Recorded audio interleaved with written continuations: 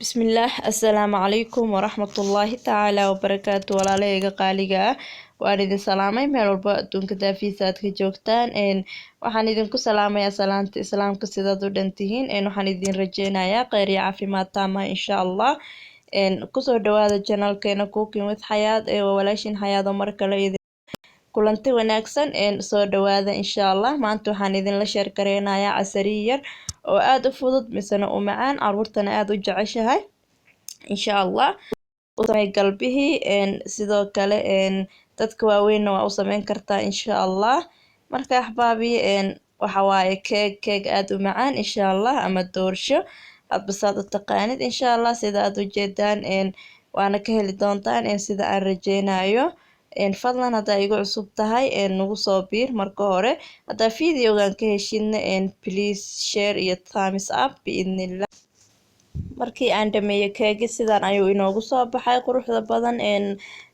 aadkana u macaan insha Allah marka haddana anaa idin dhadhaminayo walaalahayga qaaliga oo ujeedaan maasha Allah quruxdiisa ayaaba ku cajabinaysa inta aadan yacni dhadhaminba marka dhanka tastigana waa aniga insha Allah bismillah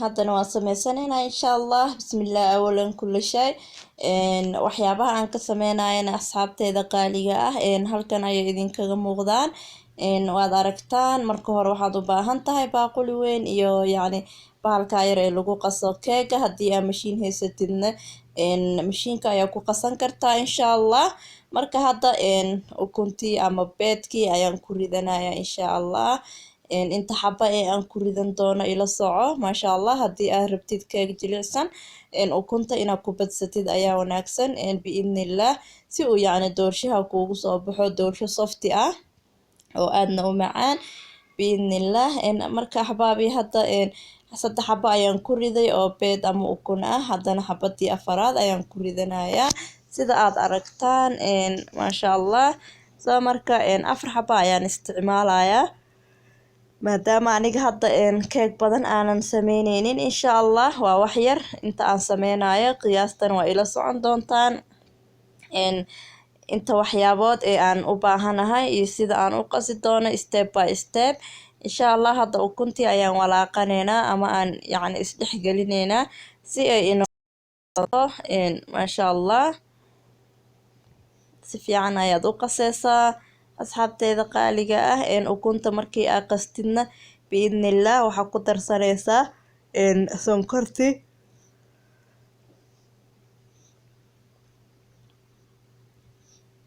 sonkorta waxa waaye cabirka bakeeriga hadda saliidda iigu jiro halkaa yaalo cabirkiisa weeyaan hadda inta baaquliga iigu jirto insha Allah haddii aad yacni bakeeriga haysatid bakeeriga ayaa ku cabiran kartaa baaquligan yar iyo bakeeriga waa isku cabir insha Allah marka sidaa ila socdo asxaabteeda qaaliga ah marka sonkorta ayaan ku walaaqayaa si wanaagsan maasha Allah maadaama sonkorta aysan budo ahayn ee tahay tii caadiga ah in ay milanto ayaan rabaa insha Allah ukunta iyo sonkorta ayaad isku mileysaa ama aad isku walaaqaysaa hadba sidaad u garanaysid ama aad u fahmaysid afka Soomaaliga insha Allah soo marka haddana inti kale ee ii hartay ayaan ku darsanayaa sonkorta hal mar kuma wada daraysid insha Allah waad kala qaybsanaysaa marka horena nus ayaa ku dareysaa insha Allah marka dambena nus ayaa ku dareysaa markaa nuskii hore ku walaaqdid ayaad nuska dambena ku darsanaysaa walaalahayga qaaliga ah insha Allah sidaa ila socda hadda waxaan ku darsanayaa waa saliidda cuntada haddii aad subag haysatid waad isticmaali kareysaa insha Allah ama blueband nooc walba subag uu yahay subaga xoolaha kan margarina la dhaho ama butter insha Allah wixii markaa gurigaaga yaalo oo aad haysatid ayaa isticmaaleysaa soo marka aniga hadda subag iima yaalo waxaan isticmaalayaa saliid insha Allah aniga mar walbo suwaga butterka ayaan ku samaystaa keega. soo marka butterka hadda uu iga dhamaaday, soo marka saliid ayaan isticmaalayaa asxaabteeda, sidaa ila socda. wax waliba oo ay haysatid ayaad ku samaysan kartaa insha Allah, jooska waa adiga dhankaaga. marka hadda si fiican ayaan isugu milayaa sonkortii ukuntii afarta xabo ahayd iyo saliidii insha Allah. intaas ayaan isku walaaqayaa walaalahayga, sida aad aragtaan ama aad u jeedaan si wanaagsan ayaan isu dhexgelinayaa. intaaba kadibna waxaan ku darsaday waxa waaye baking powder iyo wax yar oo baking soda ah oo aad u yar insha Allah, oo aan isku soo dhex darsaday. intaa dabadeedna waxaan ku darsan doonaa insha Allah vanilla powder ama vanilla powder, waa carfisa insha Allah.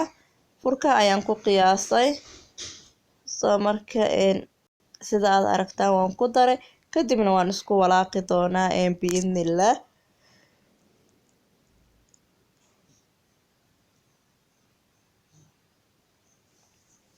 si fiican ayaan isugu walaaqaya intaas, inta aanan burka ku darin insha Allah.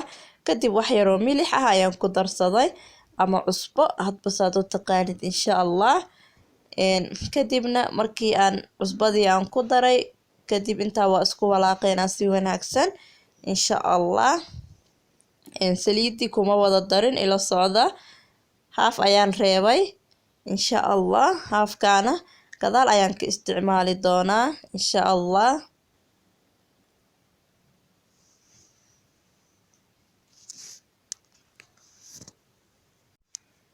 weli waan walaaqayaa walaalahayga qaaliga, sidaad aragtaan waayo waxaan rabaa inuu si wanaagsan isu dhex galo mukawinaadkii aan isku dardaray ama alaabihii aan isku dardaray inay isku milmaan ayaa la rabaa, si wanaagsan isugu milmaan insha Allah. intaa dabadeed waxaan ku darsanayaa daqiiqdii ama burkii, hadba yacni sidaad u taqaanid insha Allah. burka in yar ayaan ugu darayaa, oo yacni kuma wada daraayo, hal mar kuma wada daraayo insha Allah, oo gab kuma wada siinaye. waad ila soconeysaan, waana aragtaan sida aan ugu daraayo, kiskis ayaan ugu darsanayaa walaalahayga sharafta leh insha Allah. waayo waxaan rabaa inay si fiican isu dhex galaan alaabaha step by step insha Allah. wax walba marka yacni aad sameyneysidna waxaa wanaagsan inaad yacni si degan oo yacni tartiib ah aad u sameysid insha Allah. marka midna ogow, haddii aad rabtid doorshahaaga inuu jilicsanaado waa inaad burka ka yareysid insha Allah, iyo sidoo kale bakingtana waa inaad ku yareysid, waayo labada haddii aad ku badisid wuu ka adkaanayaa, qalaf ayuuna kaa noqonayaa oo yacni adeeg ah. laakiin haddii aad burka ku yareysid oo yacni qoyaankana aad ku badsatid maasha Allah, keega jileec iyo softi ayuu ku iyo qurux maasha Allah. haddana waxaan ku darsaday sida aad aragtaan walaalahayga qaaliga ah, intii ii hartay saliidda ayaan ku darsaday ama ii harsaneed insha Allah. marka waa isku walaaqayaa iyadana si wanaagsan maasha Allah. waayo waxaa rabaa keegayga maadaama yacni ilmana ila cunayaan maasha Allah, oo dad waaweyn keligeed ama dad waaweyn keligood aysan ahayn, inaan yacni jileecaan ka dhigo, wax ilmaha cuni karaana aan u sameeyo insha Allah.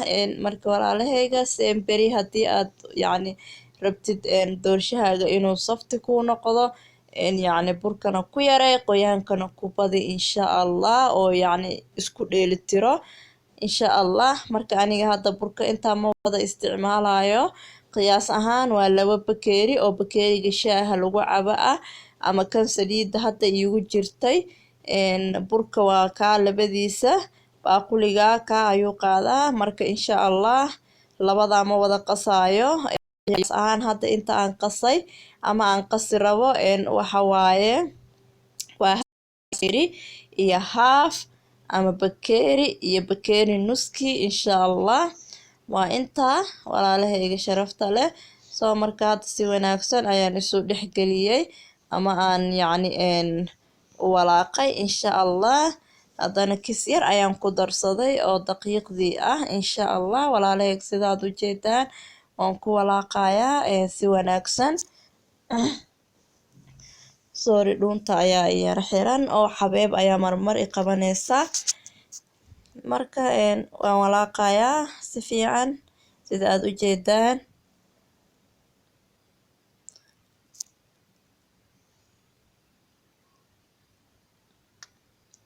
Si wanaagsan ayaan isku dhex gelinayaa ama aan u walaaqayaa insha allah.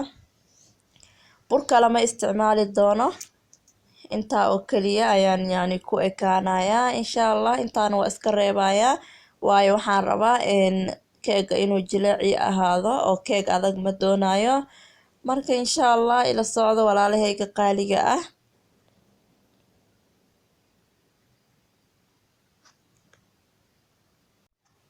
intaa kadib insha allah waxaan soo qaatay walaalahayga qaaliga saxankii afoornada ku gelin lahaa biidnillah. dabadeedna saliid ayaa marmarsanayaa si uusan igaaga dhegin doorshaha xagga hoose. saliid yar ayaan marsaday. haddii aad subag haysatid waa marsan kartaa, wax alla wixii aad haysatid oo jikadaada yaalo ama ayaad marsanaysaa biidnillah adigoo yacni isdhibin. marka saliidda ayaan geesaha dhan ka wada marinayaa.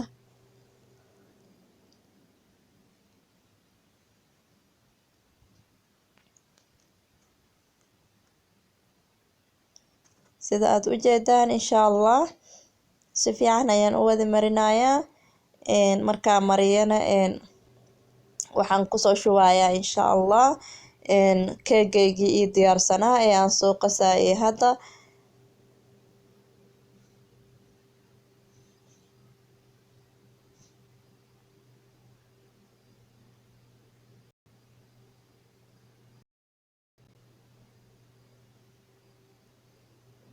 diyaar waa hadda saad u jeedaan aan kusoo shubanayaa. siduu jilicsan yahay waa aragtaan walaalahayga qaaliga ah. hadhowna siduu kusoo baxo waa la arki doontaan hadduu rabbiga awooda leh uu saamaxo insha allah. soo marka keega markii aad sameysanaysid weel fidsan ayaa ku wanaagsan inaad ku samaysatid maasha allah si uu dhaqsaba yacni kuugu bislaado uusan kaaga huurin insha allah. teeda kalena keega yacni inuu bislaaday in kalena waxaa ku ogaan kartaa yacni markii uu yacni bislaado ayaad yacni qori yar ama yacni istakiin yar wixii aad haysatid ama xabad baasto ayaa dhexda ka gelinaysaa. haddii ay qalalan tahay keegaaga waa diyaar. haddiise yacni uu qoyan yahay ama qoyaan uu soo raaco keegaaga weli waaye waxbaa u dhiman insha allah. marka sidaa ayaad ku ogaan kartaa walaalahayga qaaliga ah. sidaa ila socda ovenka ayaan gelinayaa ama foornada insha allah 30 daqiiqo iyo 160 ayaan ku dubayaa. ila socda wanaagsan walaalahayga aan jeclahay biidnillaahi ilkariim. waan isku soo laabaneynaa markuu soo bislaado hadduu rabbiga awooda leh uu inoo saamaxo insha allah.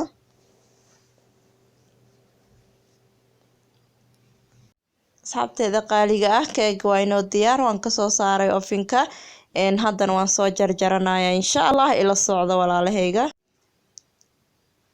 axbaabi keegi waan soo jarjaray sida aad aragtaan. waan soo kala qeybiyey dhowr qeybood oo yaryar ayaan kasoo dhigtay sida aad u jeedaan maasha allah. 2 saxan oo yaryar ayaan usoo kala qeybiyey. marka waan idin tusayaa xagga hoose iyo xagga sare siduu noqday maasha allah si aad indhihiina ku aragtaan. waad u jeedaan waa casaan ama waa guduud labada dhinac maasha allah. aadna wuu u jilcan yahay asxaabteeda qaaliga ah. waxaan rajeynayaa inaad soo tijaabin doontaan biidnillah iskuna dayi doontaan hadduu rabbiga awooda leh inoo saamaxo insha allah. sida u jilcan yahayna waad u jeedaan maasha allah. sponge waaye. marka walaalahayga qaaliga ah waan soo diyaarsaneynaa. ila socda insha allah. waxaan haysanaa ama aan kusoo diyaarin doonaa labada nooc ee sirabka ah waa chocolate syrup iyo strawberry syrup insha allah. kani waa strawberry aan hadda hayo. sidoo kale qumbaha xoqan ee budada ah ayaan u baahanahay insha allah.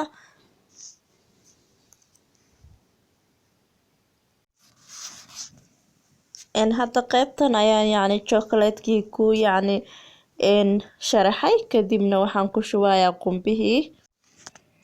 qeybtii strawberry-gana waa tanaa, strawberry-gii ayaan yacni decoration-ka ugu sameynayaa insha Allah sida aad aragtaan. kadibna qumbihii ayaan korka uga sii daadsaneynaa walaalaheyga ila socda insha Allah. sidoo aad aragtaan aad ayuu macaan badan yahay. soo sameeyo, soo tijaabiya insha Allah. ciyaalka ha loo sameeyo, sidoo kale martida ha loo sameeyo insha Allah. xaajiga dhammaan familka ha loo wada sameeyo. asxaabteeda qaaliga ah casariyaha galbihii reerka ka farxi insha Allah. waxyaabo yaryar u sameey si lagugu duceeyo insha Allah. haddana qumbihii ayaan ku ugu dambeyn markii aan dhameeyay walaalaheyga qaaliga ah sida ayuu kusoo baxay keegi maanta ama video clipkii aan idinla sheer gareynayay casariyihii ahaa. maasha Allah, casariyahan inaba caadi maahan oo aad ayuu u macaan badaya maasha Allah. caruurtana way ka heshay. waxaan rajeynayaa idinkana inaad u sameyn doontaan familigoo dhan, xaajiga, qaraabada, martida iyo caruurta insha Allah. casariye inaad uga dhigtaan oo aad ka farxisaan galbihii, waxyaabo yaryar u sameysaan insha Allah si la idinkugu duceeyo biidnillah. marka asxaabteeda qaaliga ah please haddii aad videogan ka hesheen like ii saara insha Allah. haddaa igu cusub tahayna igu soo biiro subscribe noo saar channelka. haddaa hore noola sii joogtana mar labaad iyo mar saddexaadba ii soo dhawaada insha Allah. aad ayaan idinkugu xiisay idinkoo idilna dhammaantiinaba waxaan idin jeclahay dar Allah insha Allah. asxaabteeda qaaliga ah biidnillah mar walba waxaan jeclahay in aan idinla wadaago fiidiyooyo yaryar oo aad u qurux badan misane faa'iido leh insha Allah. hadday tahay cunto karin, guri qurxis ama hagaajin, nadaafad insha Allah, isqurxinta jirka insha Allah. marka asxaabteeda haddana waxaan idinku dhaafayaa salaanta islaamka. wasalaamu calaykum waraxmatullaahi tacaala wabarakaatu. fi amaan